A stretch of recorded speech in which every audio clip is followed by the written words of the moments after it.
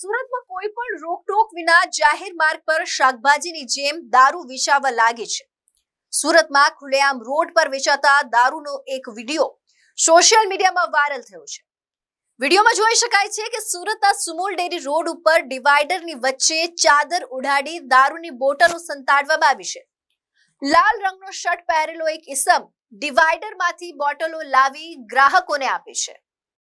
આ બધો વહીવટ ટ્રાફિકથી ધમધમતા જાહેર માર્ગ પર થઈ રહ્યું છે. ગ્રાહકો ટુ વ્હીલર પર આવે છે, રૂપિયા આપે છે અને બદલામાં બોટલ લઈને જતા રહે છે. વિડીયો ઉતારતી વખતે જ આરટીઆઈ એક્ટિવિસ્ટ પોલીસ કંટ્રોલ રૂમમાં ફોન કરી ખુલ્લામાં દારૂ વેચાઈ રહ્યો હોવાની બાતમી પોલીસને આપી છે. પરંતુ આશ્ચર્યજનક રીતે અડધો કલાક સુધી પોલીસ આવતી નથી. એક પીસીઆર વાન રસ્તા પરથી પસાર થાય છે, પરંતુ તે રોકાતી નથી.